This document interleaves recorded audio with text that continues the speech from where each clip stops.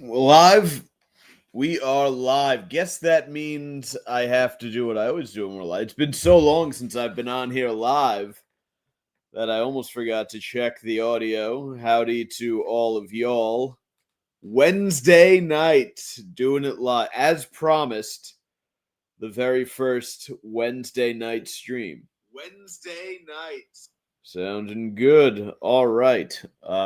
Yeah, been off for a couple weeks. Here we are on a Wednesday. Doing the damn thing. Just give me a second as I get settled here. I apologize for the pink hue around the room. I usually have a couple blue lights going here to balance everything out, but they wouldn't turn on, so I think I have to replace the bulbs, which means I have to remember to order the bulbs. So we'll probably be pink for a little while. Eventually, I will get some fresh bulbs in there. But anyway, yes, I was I was gone for a week there. Before I get into all of that, Twitter at Mike Montone, Instagram at Gary_Moyler, MOYLER, and of course the stream here is at Mike's Golden Streams, or just search Sacktap Live Mike Montone, and of course the audio podcast, the Savage Sacktap, wherever you download podcasts.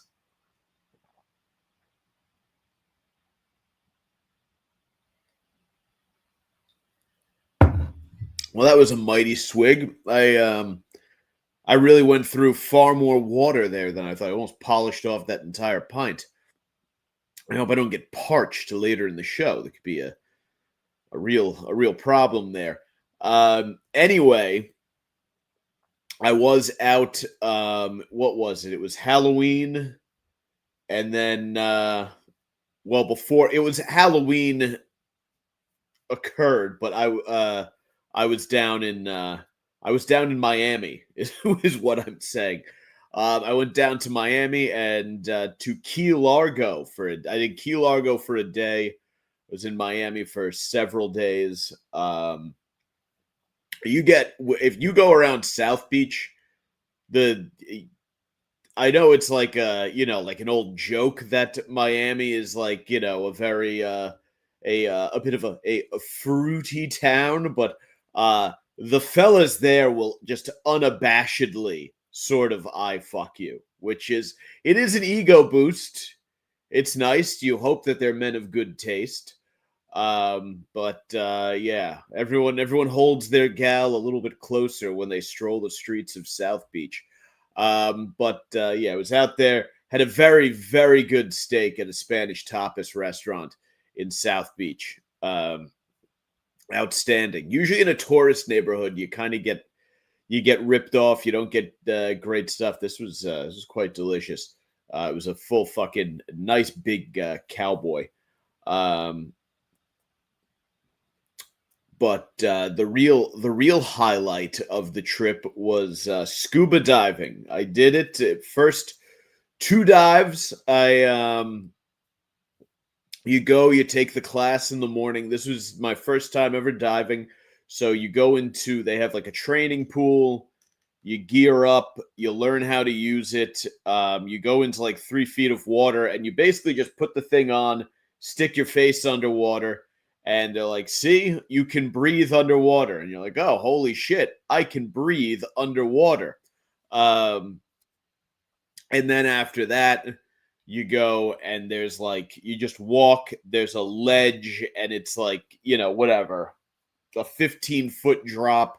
You go down, and on your way to the bottom of the pool, you have to equalize yourself. There's all this compression up in your sinus cavity. So the entire way down, you have to squeeze your nose and kind of blow out against it and get get that little crackle in your eardrums. And it's actually a big pain in the ass. If you don't do, I apparently take very powerful breaths, and your buoyancy is affected by the amount of air you have in your system. So if I breathe in very deeply, I go down, or I go up, and then if I exhale very deeply, I go down. So I kind of go up and down, whereas I think if if you have more of a normal breathing pattern, like you're just like a fucking average schlub who doesn't do a lot of cardio, doesn't have these fucking superhuman lungs, it's much easier for you to stay level. So what that means is every time you come up and down, the pressure on your head changes again. So you have to like fucking pop everything. And it is a huge pain in the ass, but it is. We went down twice. The second time I went down, I didn't have a very good seal on my mask, so it got flooded. And I couldn't see very well I had to keep clearing out the fucking mask. But the first time we went down, despite my level constantly changing, I did have a pretty good view of everything. And it's so weird swimming around down there with the goggles on. You can see clearly. You're swimming around and it looks like you're looking directly out the window of your own private submarine. Is like the best way to describe it. Like you effectively are a submarine, because you're just breathing out of this tank on your back, and you'll be kind of kicking along, and all of a sudden, like just a pool. What do they call it? A fucking pod of just fish. A school of fish will just engulf you and swim by. So it's a very interesting thing. A bit on the pricey side. The day will set you back a couple hundo, and you do have to. You go out on the boat with other people, and a lot of them are experienced scuba divers. Obviously, you have the instructors on there, and then you have people. I was diving with a group it was an instructional group for people doing their first dive, but you have other people who have dove many times, and they're kind of they have their own thing going on, but they're doing a lot of shop talk, and it's always so weird to be around people doing shop talk for something. Like, for me, it's just like, oh yeah, I'm going scuba diving. My girlfriend likes scuba diving. I do have some taste for adventure. I've tried to tamp it down since my 20s, because I've run through many of my 9 lives. I'd like to just hold on to a few just in case. But I do like nature. I love the ocean, so it was certainly a cool experience. But there are a lot of the people on the boat who are doing it. If you have a dozen people out there, over half of them are doing like deep shop talk on scuba diving and where they go and this gear and that gear, and they're talking about they're doing like 3 dives. In 3 days, they're coming back later for a night dive. I'm like, you're coming back later. We took it to fucking half-hour boat ride out, the half-hour boat ride back. You go down there twice for like a half hour, 45 minutes, and you're gonna like that just feels like a lot. You know what I mean? I guess I realize there are people who, when I tell them that I watch the pregame shows, the 1 o'clock, the 4 o'clock, and the 8 o'clock, they say, well, that's a lot. And, touche.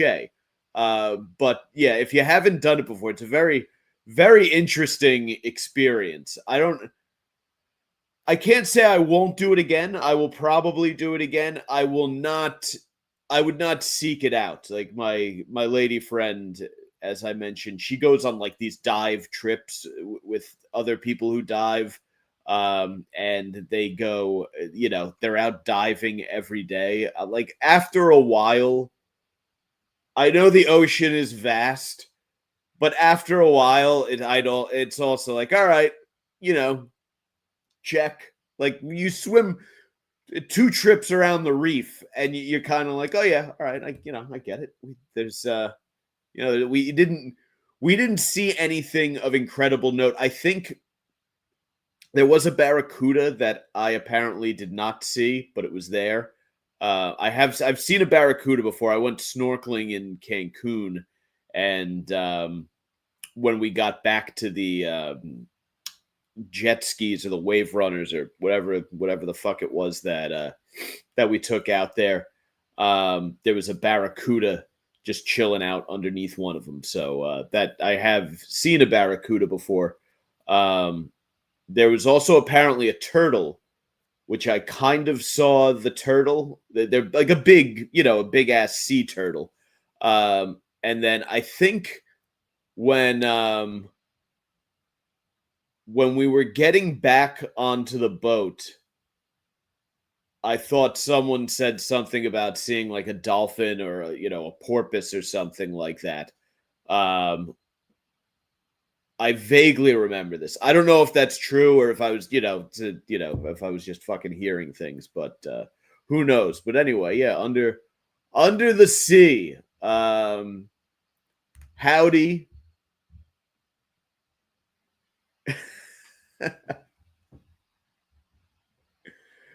Howdy to the boys in the comments section. No, Hank. A fish did not bite my pecker. Shane and Silent Bob, buongiorno.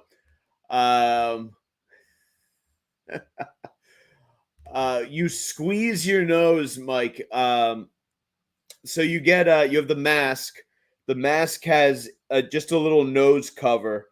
It covers your nostrils so water isn't getting in the entire time. The breathing apparatus you can take on and off. So it's got a mouthpiece on it, so you can clench down and hold it between your teeth. And then there's plenty of room to squeeze your nose there. It's like the nose squeezing is like an integral part of the scuba diving experience. So that's that. And hey there, Paul Crosby. Good to see you, Paul. Good to have you in the chat. Yeah, it's our first Wednesday night. I'd been doing it on Fridays forever. Of course, prior to that, it was I would do it at random times on Saturday mornings. I would do it sometimes on a Friday night. There was no solid time, and there was before the YouTube stream. I used to do like a daily 10-minute pop in on Facebook in the morning before I would go to work when I was working at 1010 Wins.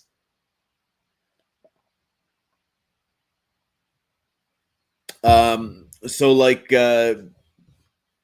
sexual identity in Brooklyn, the show has been pretty fluid. So we'll be Wednesday nights for the foreseeable future. This won't completely eliminate the need to like skip a week here and there, whatever. Obviously, I work at a gym, so from time to time I do have to cover an evening.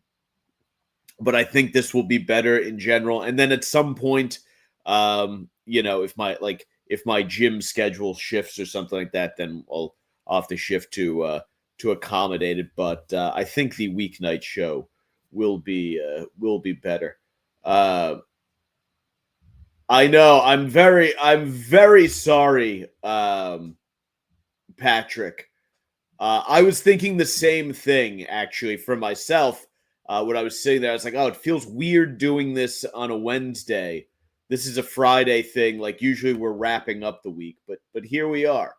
Yeah, so we may not be in a festive, celebratory weekend mood, but you know who is that Zoran Mamdani. He is the mayor elect. We saw this coming. We knew it was going to happen. I don't think anyone thought Cuomo was going to win. It was a little bit. I guess he was getting maybe a little optimistic at the end. Some of the polling said maybe it's close. But in the end, and no one should be stunned by this. I don't think they're painting it as this underdog story, but is it really an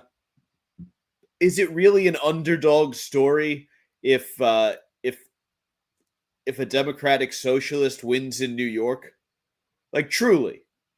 Like it was sort of a wide open race. I mean, obviously, Cuomo's the big political name and everything, but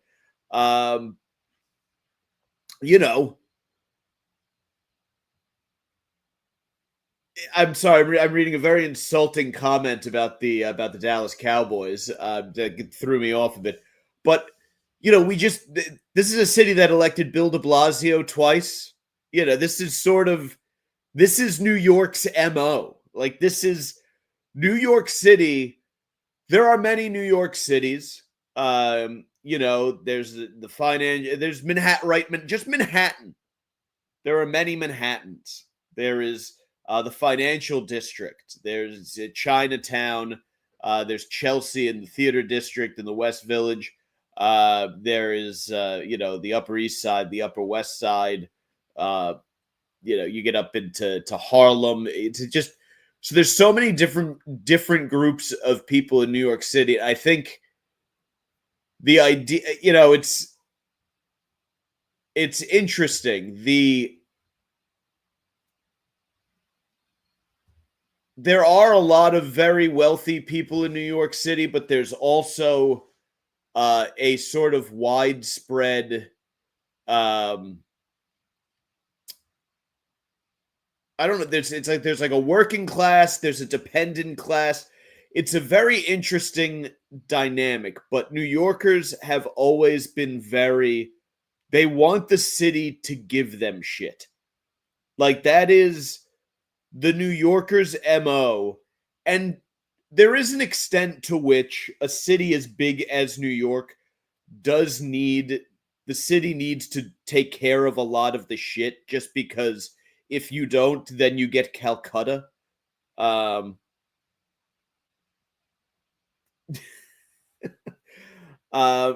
if if the city government allows the city to descend into chaos, then you get Calcutta, right? You get people putting up fucking tent cities and shit like that.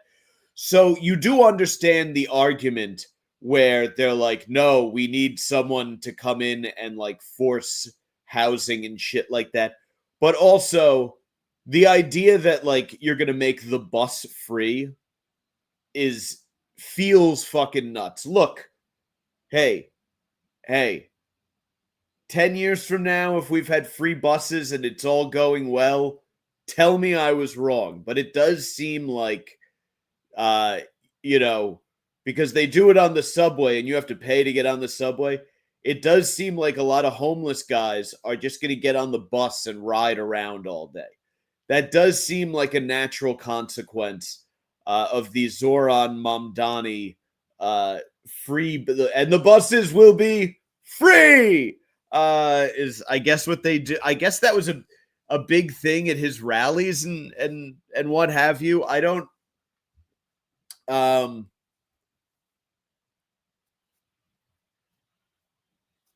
I truly I don't know. I live in New Jersey, so it's like I kind of get to watch this from across the river, but also I do commute into the city every day. And you're like, the focus on mental health and policing. Um, okay, that sounds good in theory until you show up on there's a subway car and a guy's got a butcher's knife and he's swinging it wildly and you send in some guy who just finished his fucking graduate degree in mental health counseling and he gets stabbed in the face because we have had incidences like that where some well-meaning white liberal, it was in, I forget, it was like Brooklyn or Queens, had just gotten off the bus with his wife or his fiance. They were on their way home from a wedding and there was this guy like staggering down the street, and of course he did the thing that they say, you should be compassionate, reach out and help somebody. And he reached out to help the guy, and the guy stabbed him to death right there on the sidewalk. So it will be very interesting to see how a lot of that goes. Um,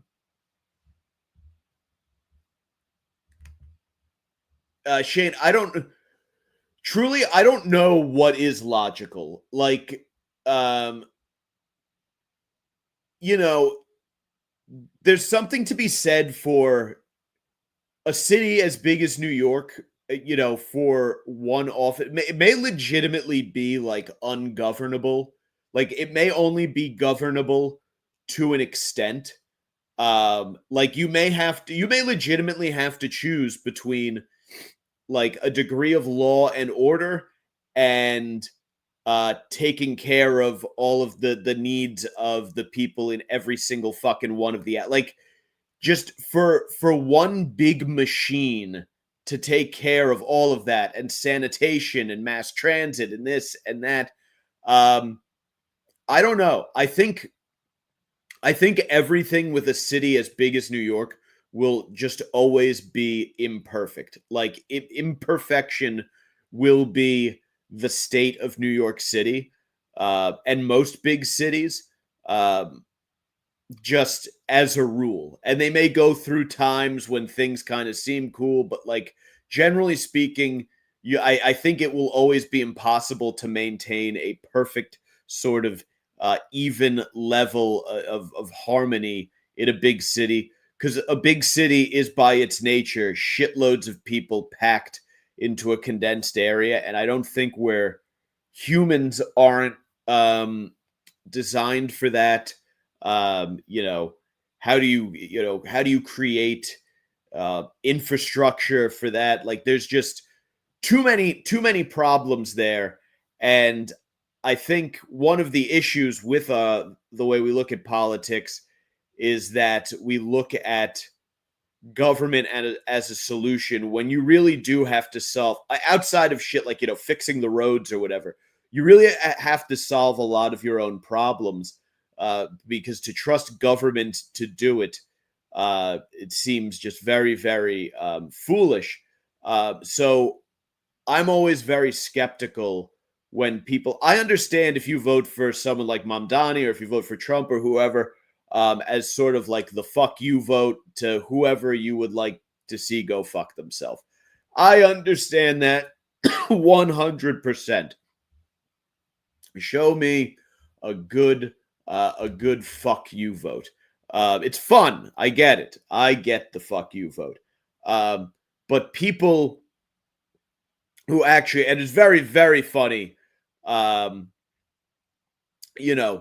listening to the news reports. They're interviewing people coming from the polls in New York yesterday, and obviously everyone's voting for Mamdani, so they're all like explaining, like, "Hey, why'd you come out and vote?" And they're like, "Well, like a lot of very, very effeminate male voices talking about how we just couldn't do with a guy like Cuomo or the Cuomo family." And this, and I'm thinking to myself, like, and they're saying things like Mamdani is the change we want. I'm like, he's very, very close with people who would throw you off of a roof if they could. So that is New York City in a nutshell, though, is young outspoken gay men rallying behind a guy who has posed smilingly, at the very least, has posed joyfully with people who have championed causes that would involve the throwing of you off of a roof. That is New York. That is how a lot of New Yorkers think. It is an interesting way of being. They have to, there's a mold that they want to fit, and they are going to cram themselves into it with or without lube.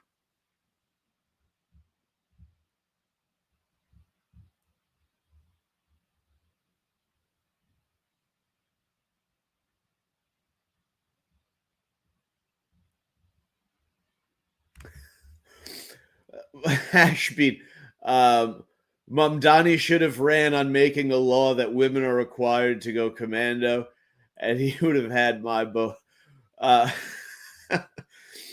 The buses will be free, and the panties will come off. Yeah, I get that. The panties will come off. Yeah. Down with panties. Down with panties. Yeah. Yeah. I get it, Hash Bean. Let's start. I'll tell you what. Let's start buying up some domain names and printing posters. I like the way you think. I would like to be your campaign manager should you decide to run for office. In Tucson, we've had free buses since the beginning of COVID. It's fucking nuts.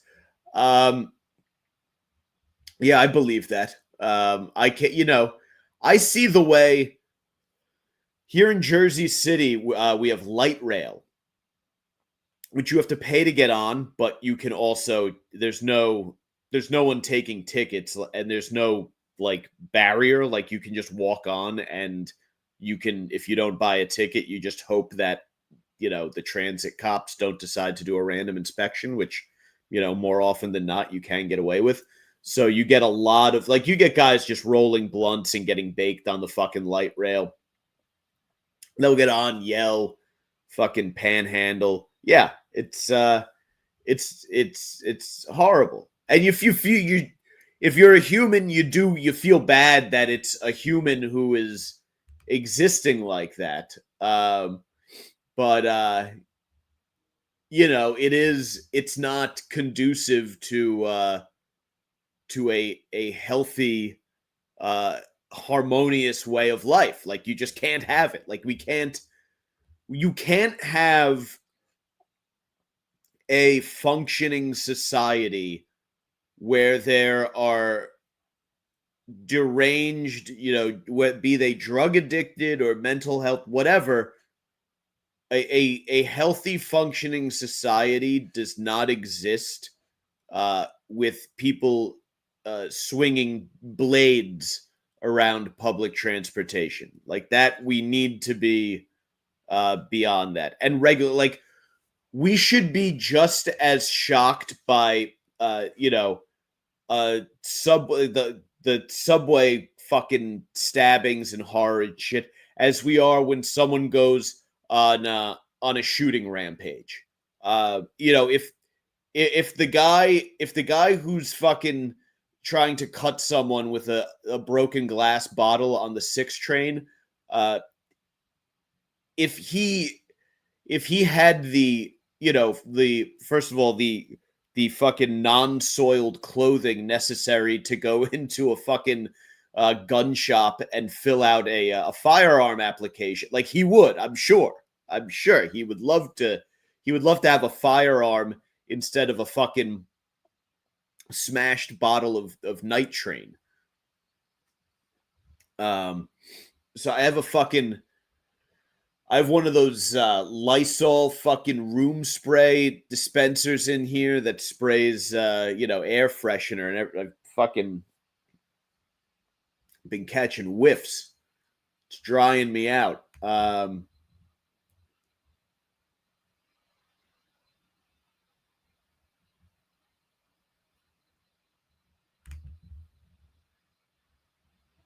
Indeed they do, Patrick. Indeed they do. Many, many politicians lie to get. I would say all of them do.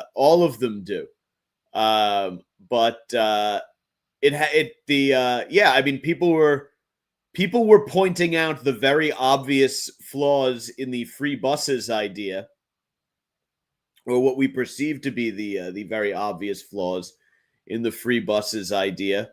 And no one seemed to mind. I mean, that's just the way it is. But Mamdani is very indicative of what is hot in the streets now in New York City. Like, this isn't, I know everyone's saying that this election was, a referendum on, Democrats versus conservatives. I mean, New Jersey had a reasonably tight race. New Jersey's been a blue state for a while. Trump almost flipped it, but New Jersey was blue New Jersey. Virginia goes back and forth. And I don't think that Mamdani is, New York was going to elect a Democrat or a left of center of some kind. the city has been going so far to the left. Eric Adams won because he was a cop, and de Blasio did such a horrible job policing the city that whatchamacallit, it made the idea of electing a cop very popular. And he's also, look, it's no secret New York has a huge black population. Obviously, when you are running, you're going to rally your own behind you, so that helps. And again, Adams a Democrat, so it's not like New York had made this huge conservative shift, and then all of a sudden they're like, no, we want Mamdani. I think Mamdani is representative in style and in substance of what most New Yorkers want. It's how a lot of young New Yorkers envision themselves, how a lot of wealthy New Yorkers envision themselves. Mamdani is a wealthy New Yorker, which is probably why. So I think that's that. Like, I don't think it's some huge revolution. I think we'll always just have a sway back and forth between the two parties nationally to a degree, in to varying degrees. But in New York, I think this is very much business as usual. I think it's going to be very entertaining. I think that whatchamacallit, I'm trying to clear this. Just a second.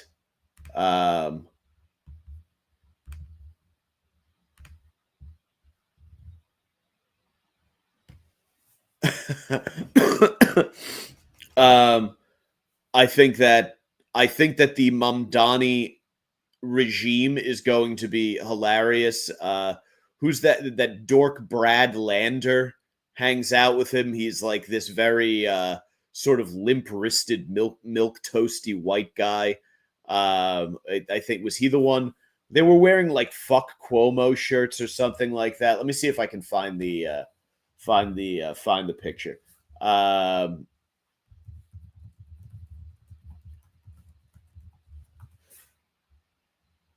Let's see. Oh yeah. Here it is. It's a T-shirt that says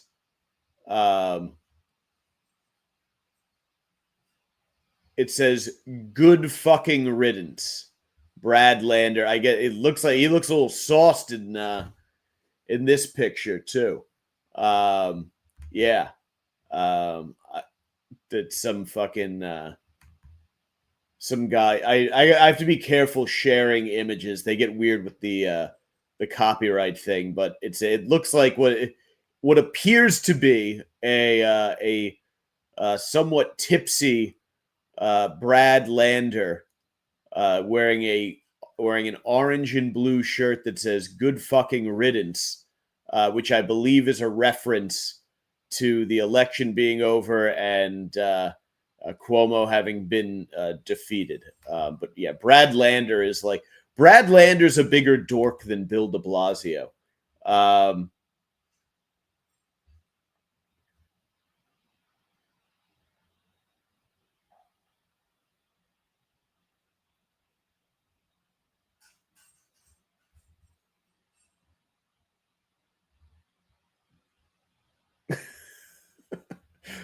I'm sorry. I'm reading some of these comments really do make me chuckle. New York City, a referendum on the whole country. Classic, even aisled NYC, slightly tipping. Yeah. Yeah, man. I don't, I don't know what's going on the rest of I have no idea. I followed this. I don't get too deep into like politics. I like watching people argue is probably what I like the most. Like, I obviously have my personal politics and I'm sure they bleed through in here, but like, I don't get too bent out of shape over the results of an election. Like I'm not gonna, that we have Thanksgiving is coming up, and there are people who they're like that their life is so deeply entwined in their politics that their Thanksgiving is just going to revolve around either the stress of potentially getting into a political debate with a relative or the stress of actually getting into a political debate with a relative. Like I have seen in my own social groups, I've seen people at family holidays or when visiting people's homes for holidays uh, going ballistic to a degree that like you understand how Luigi Mangione happens. Like you see, like, oh, so this is what Luigi was doing at his Christmas dinner. Like you're like, oh, I get it. Like okay, I could see if I saw you, if I saw your picture being widely circulated on cable news and social media, I would not be surprised if the reason was because you committed some sort of political assassination. So there are, it's out there, it's in the air, and it's unnecessary. This is such the holidays are such a fun time of year. Enjoy it. Enjoy it. You don't have to if you're if you're a Mamdani head, is that what they're called? If you're if you if you're a hot girl or a hot boy from Mamdani, um, enjoy the victory for a week, gloat, listen to all the podcasts, or listen to what's the Pod Save America. That's the big lib podcast. Uh, do it all, and then just you know go to fucking Thanksgiving and eat your whatever. If you bring a Tupperware full of tofu or whatever, eat it and just enjoy the games. And likewise, if you're a MAGA and some your 19-year-old cousin or whatever comes home fresh from NYU and he's all jazzed up about Zoran, um, just resist the urge to wring his scrawny little neck and call him a fruit. You know what I mean? It's the holidays. Make mom happy. Just have a slice of pie. Um,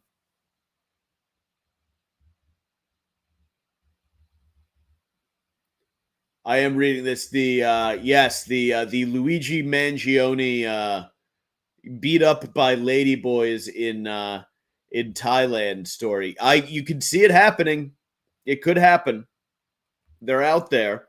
They're usually so. If you go to Thailand, if you go to Walking Street in Pattaya, what they do is the girls who work at all the bars will stand outside and try to like catcall you and lure you in, and some of those bars will be ladyboy bars. Now, usually the ladyboy bars are closer to a street called Boys Town, so if you're exposed to too many ladyboys while you're in Thailand, it's probably because you may have gone in search of them. Um, there's plenty of regular pussy kicking around that place.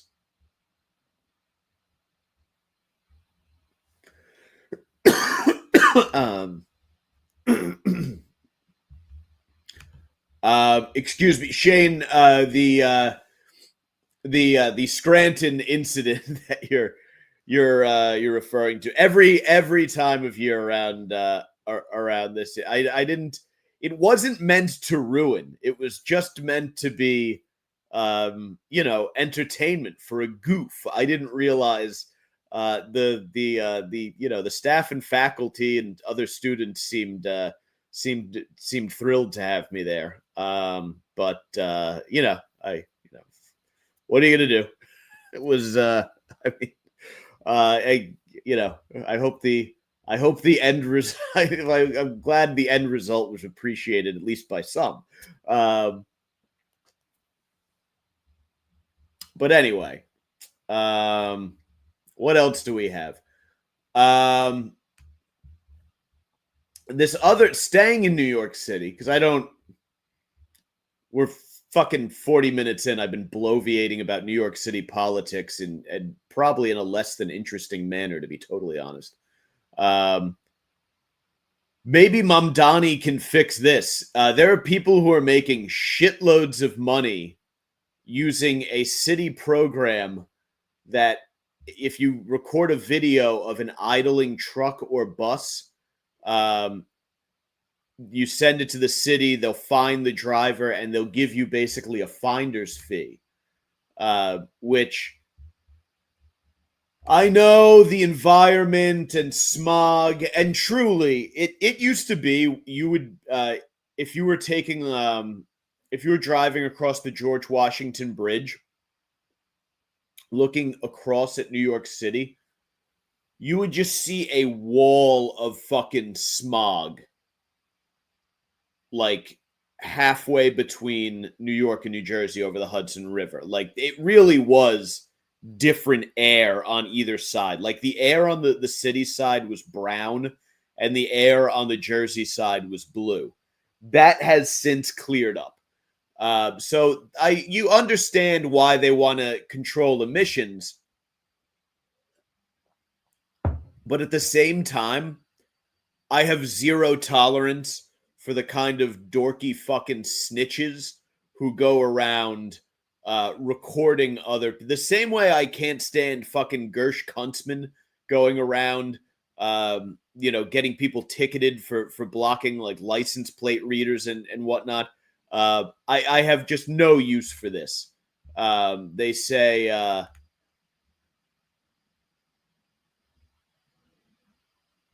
This Queens councilman is trying to get rid of it, James Gennaro. Um, let's see. I want to find. Let me see some numbers. According to DEP records obtained by the Post, here are the top earning enviro enforcers who have earned assumed total between 500,000 women. One guy has made just shy of 900,000. Another guy, just shy of 800. A bunch in the 700s, one clearing just under 600,000. I mean, that's fucking crazy. That is a fucking crazy amount of money. And I wonder if it's tax free. It's not income. Do you get taxed on that? You get taxed on everything. It's New York. You get taxed on everything, probably. But yeah, fuck these people. One of them slammed the door in the face of a Post reporter and said, "It's hard work." What is it hard work? Fucking hard work. What a douche.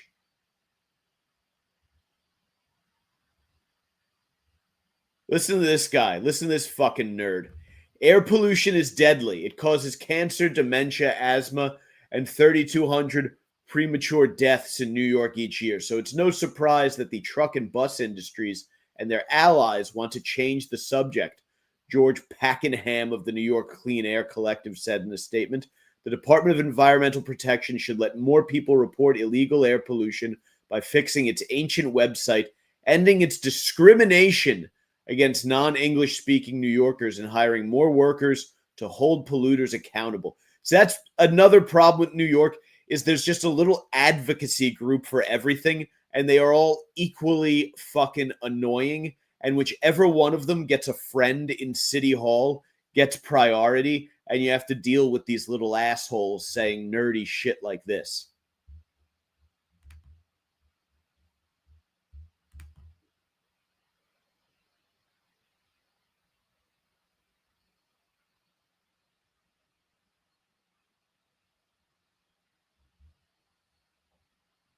This has Kuntzman written all over it.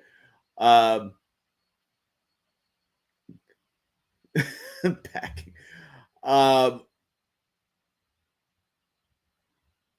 Joe, without taking it into the workplace, you say you've been undressing ladies with is that so? I was actually wondering that before. Are we going to get to the point where or are we there already with AI where guys are just going to be um describing, because everyone has in their mind some chick in their spank bank that they hooked up with when they were like, 25 at a party.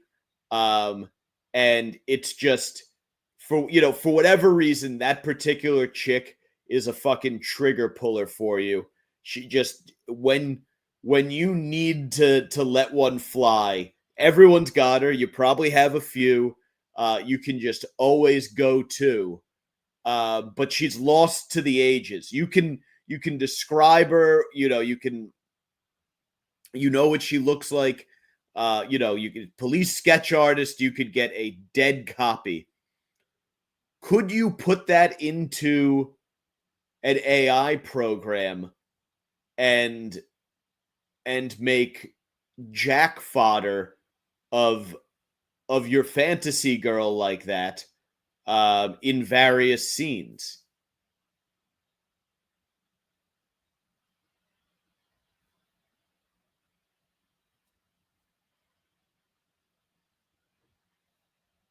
So that will be an interesting that'll be that I think that will be a very interesting thing for the adult industry to contend with, because for porn the performers have been the fantasy because people haven't been able to access um their sort of real life fantasies.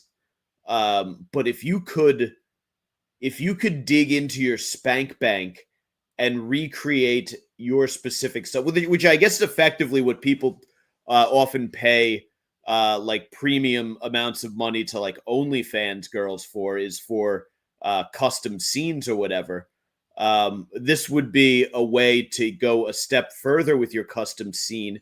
You can actually put your dream girl or guy, which we're living in 2025, into that scene, um, and get a jackable copy. That's interesting. It's limited to It's limited to 6 seconds for now, right? Eventually, with when internet porn got its start, you were looking at like 20-30 second clips. Now you can go on tube sites and get 60-minute compilations, full fucking uh you know titles uploaded, so in due time.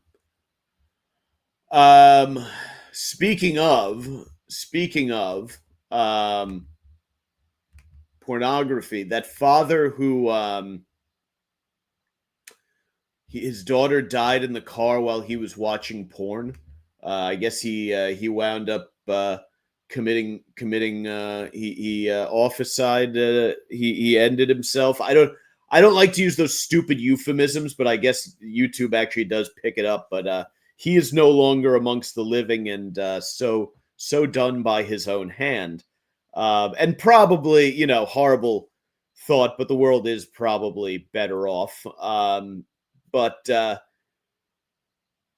I wonder how much bad shit in general happens because someone had to go rub one out. Like, that guy was in a goon state so hard that he left his daughter sweltering in the car because he just, he was fucking, grinding his teeth the whole ride home. And just the only thing he could think of was probably, a clip of some chick's ass bouncing up and down for a couple seconds that was just rolling on repeat inside of his head. So he had to, that was just the only thing on his mind, was clearing that out, and he got lost in the goon state. You gotta wonder how many times, because I mean, he just just this afternoon, I come home, the neighbors I think had been doing a little cooking, so I lit some candles to reclaim the scent in the apartment. And I went into my room with the door closed to enjoy some private time because my girlfriend's dog is here. I didn't need her interrupting or attempting to join the proceedings. So I left a lit candle in the kitchen. Now, it was in a safe spot, and it was, a small flame. I'm pretty confident that nothing is going to happen there. But still, if the place does burn down, it would have been the story of a building burning down because some dude had to tug his fucking pud. So you wonder if those internet maps like Google Maps where you just scroll out and it shows you the dots, like this is where every fucking McDonald's is or whatever.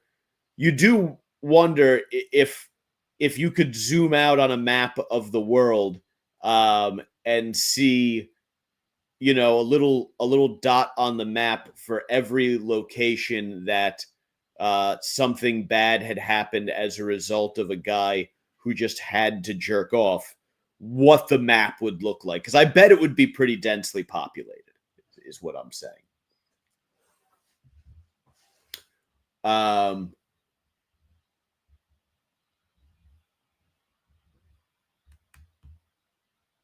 Fagano called me old-fashioned, but a Pornhub video will always beat AI.